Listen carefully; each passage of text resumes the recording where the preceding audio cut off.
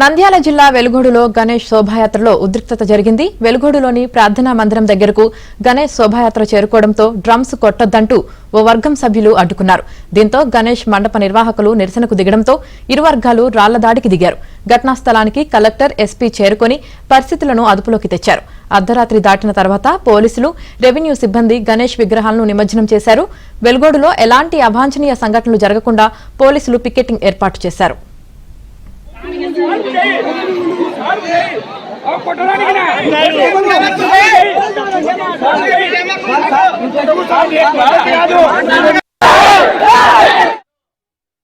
నంద్యాల జిల్లా వెలుగోడులో గణేష్ శోభాయాత్రలో ఉద్రిక్తత జరిగింది. వెలుగోడులోని ప్రార్థనా మందిరం దగ్గరకు గణేష్ శోభాయాత్ర చేరుకోవడంతో డ్రమ్స్ కొట్టొద్దంటూ ఓ వర్గం సభ్యులు అడ్డుకున్నారు.